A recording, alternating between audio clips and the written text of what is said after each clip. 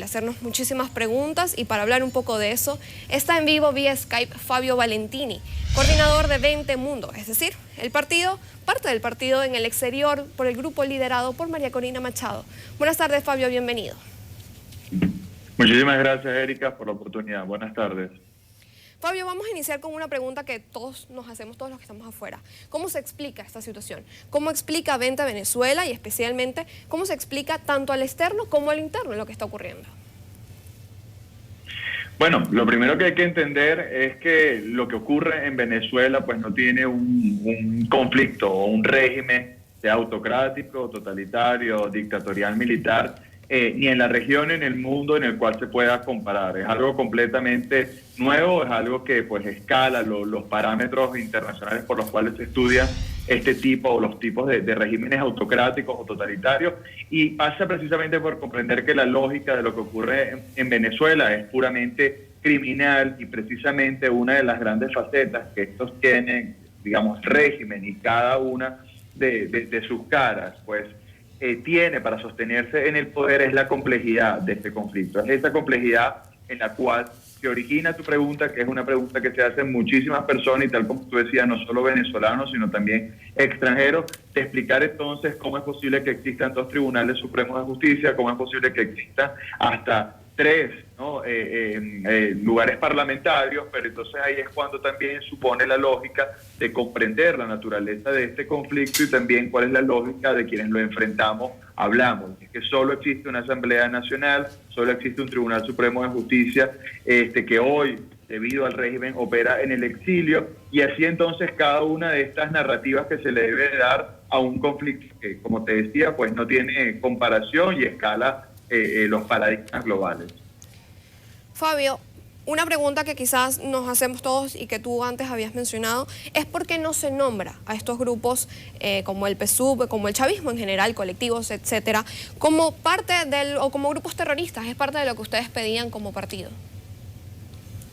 Sí, correcto, y eso ha sido una petición además sustentada por movimientos en favor de parte de actores de peso en la comunidad internacional. Me refiero directamente dentro del gobierno de los Estados Unidos, una moción elevada al Congreso de este país, que no solo cuenta con el apoyo de muchos congresistas republicanos, sino también congresistas demócratas, que estarían afines a incluir tanto al PSUV como a los colectivos y otras bandas irregulares que hacen vida en el territorio venezolano dentro de la lista internacional de organizaciones promotoras y hasta financistas del terrorismo global. Pues tu pregunta sobre por qué no se ha avanzado en este tema, pues entonces hay que decir exclusivamente que no ha habido la motivación de parte de las bancadas parlamentarias que hacen vida o hacían vida en la Asamblea Nacional, en la gestión pasada. Y cuando digo que hacían vida es porque sabemos pues los ataques que hoy ha sufrido el Parlamento, y que ha sido un secuestro, que me atrevería a decir, avecinado, anunciado por el propio chavismo, en el cual, y hay que decirlo también,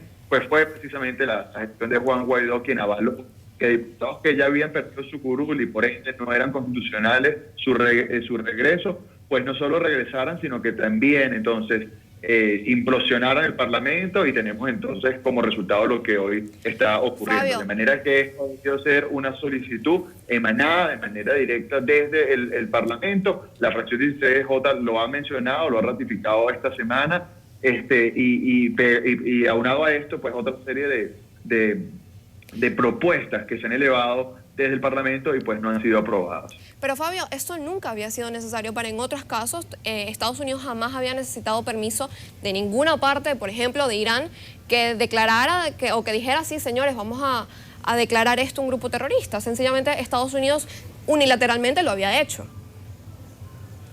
Correcto, el problema ha estado, y me atrevo a decir que ha sido realmente el problema, quizás en la lógica tradicional, es decir, si respetamos que entonces la Asamblea Nacional es la única institución democrática de Venezuela, que a partir de ahí deviene pues el único reducto constitucional que queda, y gracias a ese reducto constitucional se tiene que Juan Guaidó hoy es el presidente legítimo de los venezolanos, pues entonces ellos han establecido esa interlocución directamente con este grupo, con la administración Guaidó o con las personas que dirigieron o estuvieron en cargos directivos de la Asamblea Nacional, y han sido estos precisamente quienes han detenido que naciones como Estados Unidos y otras naciones aliadas pues avancen en otros temas, ¿no? De catalogar al PSUV y a los colectivos como organizaciones terroristas. Y es ahí también el impedimento muchas veces que ellos han tenido.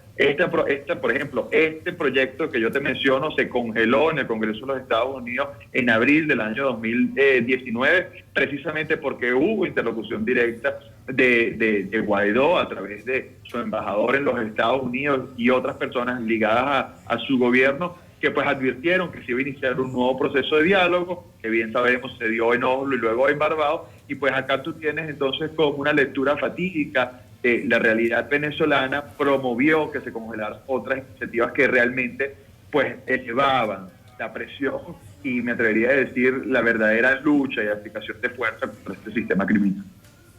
Entonces, ¿cuál sería la salida paso a paso que plantea Vente Venezuela a toda esta situación? Y además, entonces te pregunto, ¿qué lectura le da Vente Venezuela a la gira que actualmente está realizando Juan Guaidó por Europa, que acaba de estar en el Foro Económico Mundial pidiendo ayuda, se reunió con Pompeo también? ¿Cuál es la lectura entonces que le da el partido a esto? Bueno, creo que la lectura, comienzo con tu segunda pregunta, la lectura la debe dar el propio Guaidó. Es función, es deber del presidente, primero de creerse presidente y creyéndose presidente entonces que debe de rendir cuentas a la nación y pues deberá rendir cuentas a los venezolanos de cuál es el propósito de su viaje. Nosotros lo hemos venido diciendo y se lo afirmamos a él en el momento en que fuimos la primera fuerza política y María Corina Machado la primera dirigente nacional en darle el apoyo hace más de un año cuando se juramentó acá en Caracas, a que evidentemente su principal objetivo es salir de este sistema criminal con los mecanismos que sea, amparados tanto en la Constitución como en el marco normativo internacional, y precisamente ese ha de ser entonces el cumplido que él debe de tener. Nuestra perspectiva de cara a su gira está a que él precisamente deba rendir cuentas y si está haciendo realmente lo que debe hacer, que es formar esa coalición internacional liberadora, pues sabe entonces que contará con el apoyo de Vente Venezuela. Y ya pegado entonces a tu primera pregunta, pues lo uno con esto que acabo de decir. Nosotros y el trabajo que hemos venido realizando precisamente de generar la verdadera interlocución con nuestros verdaderos y genuinos aliados internacionales para entonces de una vez por todas presionar al régimen de Nicolás Maduro bajo el uso legítimo de la fuerza y quebrar el sistema. Y eso solo se genera en la medida en que tú generes esas capacidades, valga la redundancia, y generes esa amenaza que los hace entender puntos, negociar, donde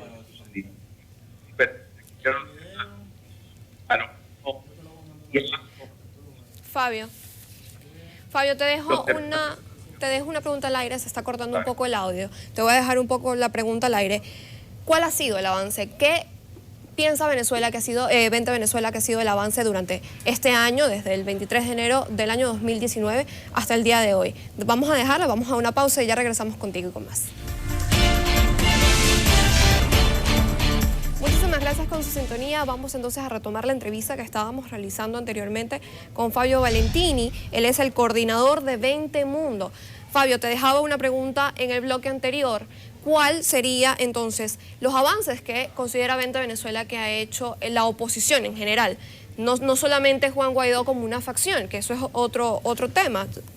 Dentro de la oposición se ve que hay como muchas divisiones internas. Pero ¿cuál sería entonces en el global las mejoras que ha tenido entonces la oposición en este año? Yo creo que ni siquiera en términos de la oposición, los venezolanos.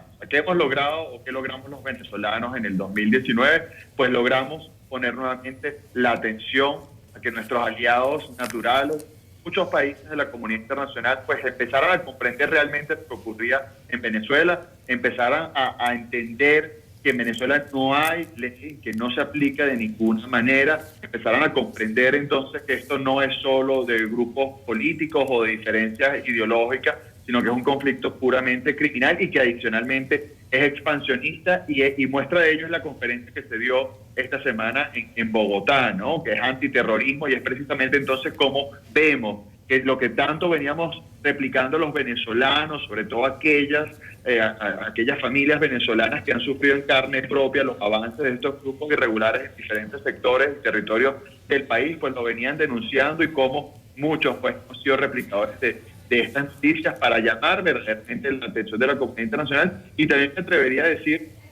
Erika, que el gran logro del 2019 ha sido nuevamente que los venezolanos no estamos dispuestos a rendir en la liberación de nuestro país. Aquí hay una diáspora organizada, aquí hay una sociedad venezolana que no se va a doblegar a pesar del mecanismo totalitario que se desenvuelve de cada una de las presiones y de la propia economía de lavado de dinero que se ha instalado en esta nación.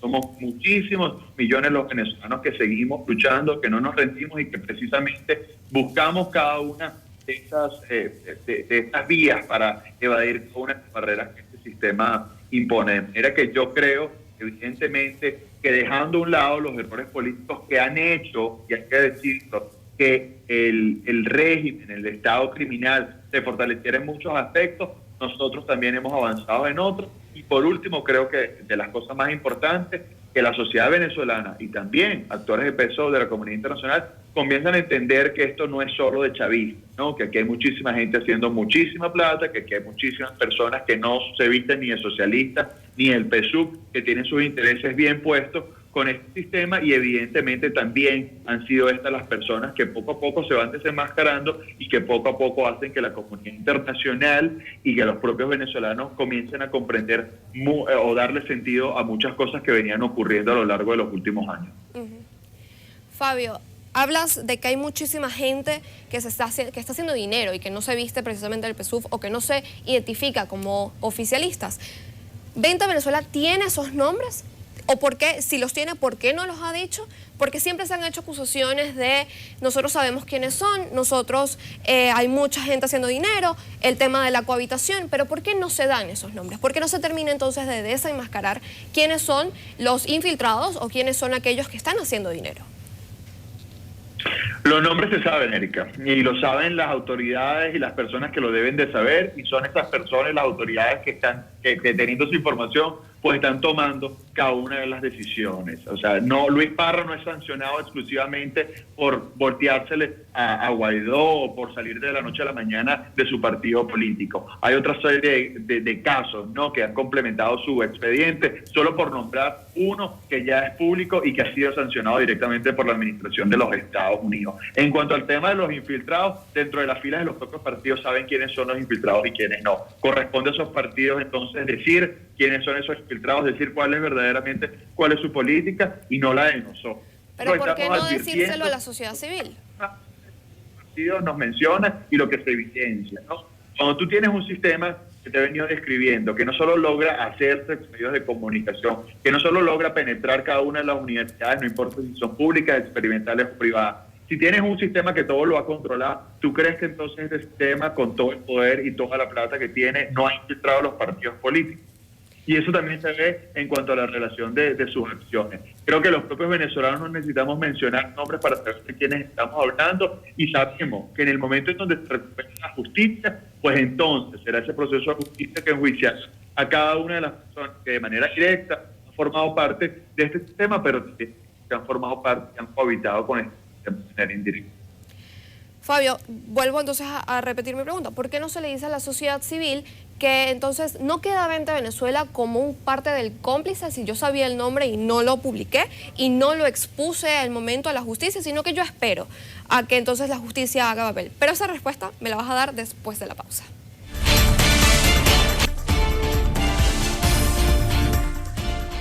Muy especial porque tenemos la entrevista de Fabio Valentini, el coordinador de Vente Mundo. Fabio, antes de la pausa te hacía una pregunta de por qué esperar, como se dice coloquialmente, que la sangre llegue al río. ¿Por qué no haber dicho si Vente Venezuela se sabe esos nombres? Y si esos nombres son de ámbito interno, dentro de la oposición, ¿por qué no decírselo a la sociedad civil y desenmascarar entonces a los responsables de todo este tema de filtraciones, a todo esto que hemos vivido y que se vivió entonces en enero?